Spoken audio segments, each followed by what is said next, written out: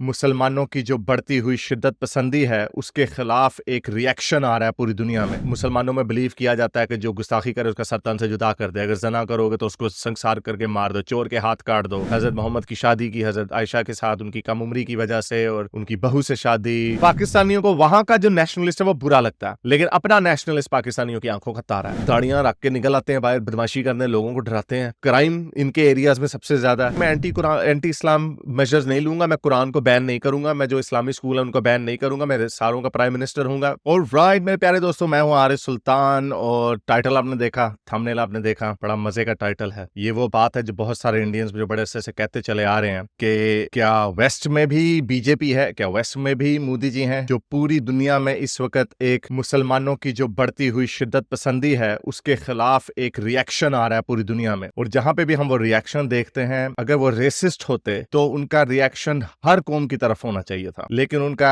Reaction एक खास कौम की तरफ है, वो है हमारे प्यारे मोमिनीन्स। तो क्या ऐसी वजह हो सकती है? क्या सारे गलत हैं या सिर्फ हमारे अंदर प्रॉब्लम, हमारे से मुराद इनके अंदर प्रॉब्लम हो सकती है, मोमिनीन्स के अंदर? तो नेदरलैंड्स में अभी इलेक्शंस हुए हैं। गिर्ट विल्डर्स जो बड़ा मशहूर है पाकिस्तान में भी और टीएलपी का खास दोस्त है, खालिद लतीफ ने भी उसके ऊपर फतवा, उसके सर की कीमत लगाई थी, जो कि खुद मैच फिक्सिंग में पकड़ा गया। यानी जो मैं कहता हूं, जो जितना बड़ा हरामी होगा उतना बड़ा आशिक रसूल होने का दावा करेगा। उसी तरह टीएलपी ने उनके ऊपर फतवा लगाया हुआ, क्योंकि गिर्ट विल्डर्स जो हैं वो इवन फॉर माय लाइकिंग, जो जिस तरह वो बात करते हैं, जितना जिस किस्म की वो लैंग्वेज यूज करते हैं, उसको देख के बंदा यही कहता है कि ये डिसेंसी के जुमरे के अंदर नहीं आता। लेकिन क्या वजह है कि वो बंदा पिछले 20 साल से लगा हुआ है इस्लामिज्म के बढ़ते हुए डेंजर के खिलाफ बोलने पर, और हत्ता के अब 20 साल बाद उसकी पार्टी इलेक्शंस जीत गई है। जी हाँ, गिर्ट विल्डर्स की पार्टी ने ऐलान कर दिया है कि वो नेदरलैंड्स में जीत गए। अब ये डेवलपिंग स्टोरी है, इसके ऊपर बात करते हैं, लेकिन आगे जाने से पहले इस वीडियो को ज्यादा से ज्यादा लाइक करें, शेयर करें, सब्सक्राइब करें। अगर इस चैनल को सपोर्ट करना चाहते हैं तो patreon.com/हारिस सुल्तान पर जाकर पेट्रन भी बन सकते हैं। नीचे कॉमेंट्स में अपने ख्यालात का इजहार जरूर करें। तो चलें, चलते हैं आज की वीडियो की तरफ। तो इंडिया में हम देखते हैं कि एक रिएक्शन आ रहा है मुसलमानों की। कुछ हरकतें ऐसी हैं, अगेन मैं इसको जस्टिफाई नहीं कर रहा, मेरी अभी कुशल से कल बात हुई इंग्लिश चैनल पर, उस पर भी हमने ये डिस्कस किया कि हाँ, ये जो इस्लामिज्म का थ्रेट है ये असल है, लेकिन इसका मतलब ये नहीं है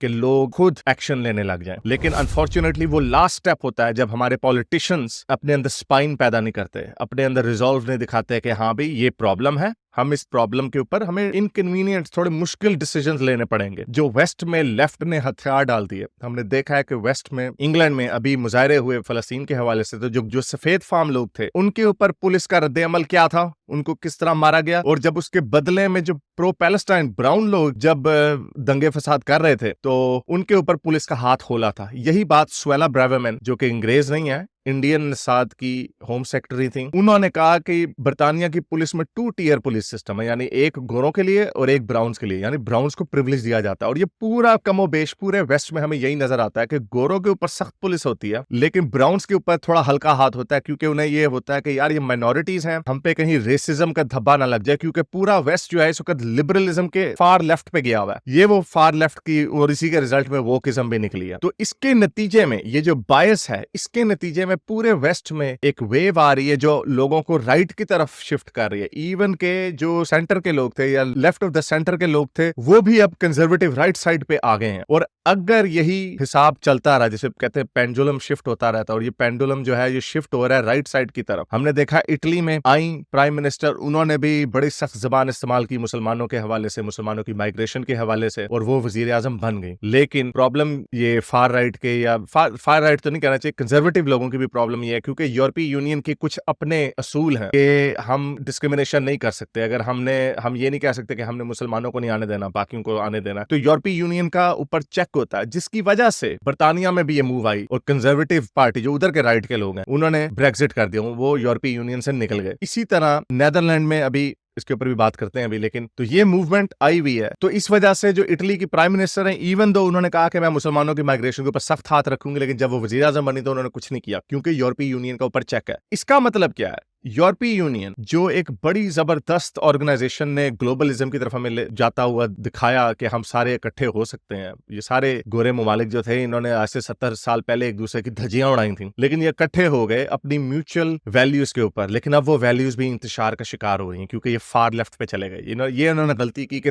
तमाम दुनिया के लोग जो हैं वो एक जैसे हैं। वो एक जैसे नहीं होते। यहाँ पर मुसलमानों में बिलीव किया जाता है कि जो गुस्ताखी करे उसका सर तन से जुदा कर दे, अगर जना करोगे तो उसको संसार करके मार दो, चोर के हाथ काट दो, बुरके लाओ, वगैरह वगैरह। जो इनलाइटेंड मुआशरे हैं वहां पे ये ख्यालात नहीं होते लोगों के। इस वजह से वहां पर अब अंदर से आवाज आ रही है कि हमने अपने कल्चर को प्रिजर्व करना है, और अगर हमें यूरोपीय यूनियन रोकेगी तो हमने यूरोपीय यूनियन से निकल जाना है। तो इसलिए अब अगला स्टेप ये हो रहा है कि जहां पे कंजर्वेटिव पार्टियां ताकत में आ रही हैं, लेकिन चूंकि यूरोपीय यूनियन की वजह से वो इमिग्रेशन की पॉलिसी नहीं बना पा रही, तो उन्होंने अगला स्टेप क्या करना, उन्होंने यूरोपीय यूनियन से निकल जाना और एक एक करके यूरोपीय यूनियन खत्म हो जाएगी। यही वादा किया है गिर्ट विल्डर्स ने, जिनको आप जानते हैं। उन्होंने ड्रॉ मोहम्मद डे के ऊपर भी उन्होंने बात की और बड़ी सख्त किस्म की जबान इस्तेमाल की हजरत मोहम्मद के लिए भी, और जो हदीसों में लिखा हुआ बेसिकली कोई अपनी तरह से कोई बात ऐड नहीं की। वही बात की जो नुपुर शर्मा ने की, हजरत मोहम्मद की शादी की हजरत आयशा के साथ उनकी कम उम्री की वजह से, और उनकी बहू से शादी और कत्ल गार सर तन से जुदा वगैरह वगैरह। वो इन चीजों की बातें करता है और खुल के करता है, सेंसर किए बगैर करता है। वो राइट विंग का आदमी है और उसकी हर पॉलिसी से मैं तकरीबन एग्री नहीं करता। लेकिन प्रॉब्लम ये है कि जो बातें लेफ्ट के लोगों को करनी चाहिए वो राइट के लोग कर रहे हैं। As far as cultural appropriation is concern, cultural appropriation की जाती है कि तमाम कल्चर के लोग एक जैसे हैं। ऐसा नहीं है। जैसे मैंने आपको बताया, मुसलमानों की कल्चरल वैल्यूज हो रहे हैं और बड़ी खतरनाक है। हम ये समझते थे कि गोरों के रोंगटे खड़े हो जाने चाहिए ये देख के, लेकिन इन्होंने ऐसी गोली कराई इस्लामोफोबिया की, हिजाब एम्पावर्स वुमेन और इस तरह की ड्रामेबाजी उन्होंने की कि लेफ्ट के लोग वो और पागल हो गए। उन्होंने और इनको शील्ड करना शुरू कर दिया।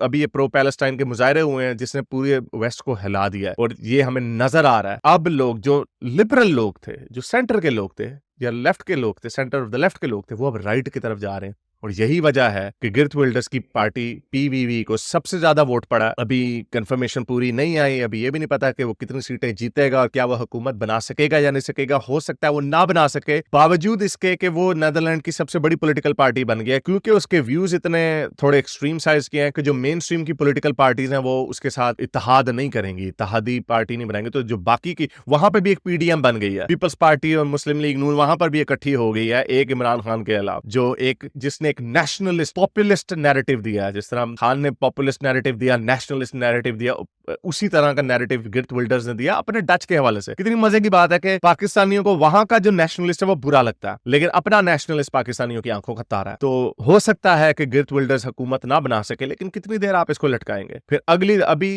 कहा जा रहा है कि शायद वो 35 से 40 सीटें जीते, अगली दफा 60-70 जीत जाएगा, फिर क्या करेंगे? 75 चाहिए आपको वहां पर, तो फिर आप क्या करेंगे? तो ये पूरी दुनिया में, और उधर से ट्रंप ने भी अभी MSNBC ने खबर लीक की है कि ट्रंप की उसकी कैंपेन में से कुछ इंफॉर्मेशन मिली है कि उसने फिर से कह दिया कि उसने मुस्लिम बैन लगा देना। ये सारे मुसलमानों के पीछे क्यों पड़ते हैं? ये जितने भी कंजर्वेटिव लोग हैं जो अपनी वैल्यूज को, अपने मुल्क से प्यार करते हैं, उनको बचाना चाहते हैं, वो सारे मुसलमानों के पीछे क्यों पड़ते हैं? हिंदुओं के पीछे क्यों नहीं पड़ते? और यही हमारे इंडियंस भी कहते हैं कि यार हमें और किसी से इतनी कोई प्रॉब्लम नहीं है।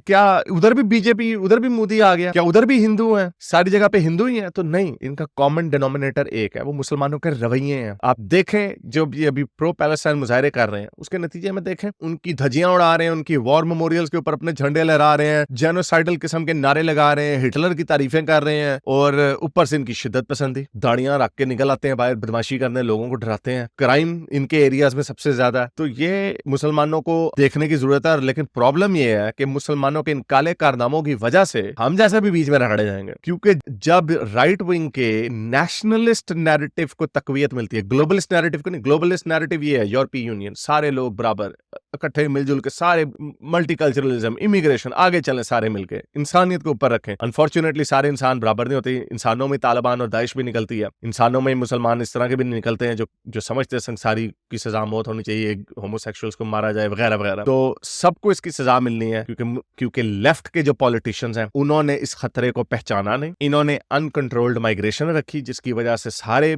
कुत्ते बिल्ले आ जाते हैं और अपने जो थर्ड वर्ल्ड कंट्री की जो वैल्यूज होती हैं वो आके यहाँ पे ला देते हैं। सारे यूरोपियन कंट्रीज में जहाँ पे मैस माइग्रेशन हुई है वहां पे क्राइम बढ़ गया है, वहां पे उनका सोशल फैब्रिक तबाह हो गया और वो उसको देखते नहीं है। अभी पाकिस्तान ने कितने अफगानियों को निकाल दिया कि यहाँ पे क्राइम करते हैं, यहाँ पे डॉक्यूमेंटेड नहीं है, हमारे रिसोर्सेज के ऊपर बोझ बने हुए वगैरह वगैरह। पाकिस्तानियों को ये नैरेटिव इधर बड़ा अच्छा लगेगा लेकिन उधर नहीं अच्छा लगेगा। अगर कोई गोरा ये कहेगा अपने मुल्क के बारे में कि निकल जाओ सारे यहाँ से, इलीगल सारे नहीं। तो बहरहाल उसने भी विक्ट्री स्पीच दी, उसने कहा कि मैं एंटी इस्लाम मेजर्स नहीं लूंगा, मैं कुरान को बैन नहीं करूंगा, मैं जो इस्लामी स्कूल है उनको बैन नहीं करूंगा, मैं सारों का प्राइम मिनिस्टर हूंगा। ऑल्दो अभी नहीं लगता कि वो प्राइम मिनिस्टर बनेगा लेकिन अगर बन जाएगा। लेकिन उसने फोकस करना है सिर्फ माइग्रेशन के ऊपर और रेफरेंडम होगा ब्रेक्जिट की तरह का नेदरलैंड में एक यूरोपीय यूनियन को छोड़ दो, क्योंकि यूरोपीय यूनियन से जब तक ये मुल्क नहीं निकलते तब तक ये अपनी इंडिपेंडेंट इमिग्रेशन की पॉलिसी नहीं बना पाते। इमिग्रेशन ही नहीं, जो माइग्रेशन होती है, असाइलम सीकर्स होते हैं, क्योंकि असाइलम सीकर्स के कारनामे आप जाके आपको हजारों की तादाद में वीडियोस मिल जाएंगी, हजारों की तादाद में, कि अरब से, सीरिया से, नॉर्थ अफ्रीका से, इवन पाकिस्तान से, अफगानिस्तान से बहुत सारे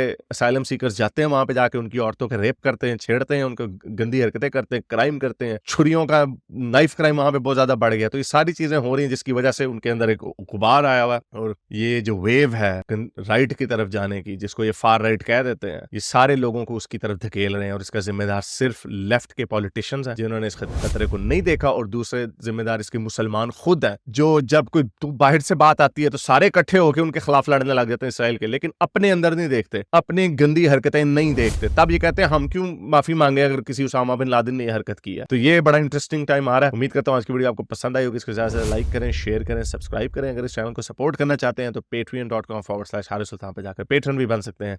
अब तक के लिए इतना, अगली वीडियो तक साइंस ऑफिस। अगर आपको मेरी ये वीडियो अच्छी लगी तो मेरे चैनल के मेंबर बनिए, पेट्रन बनिए, या फिर आप मुझे बाय मी या कॉफी में भी सपोर्ट कर सकते हैं।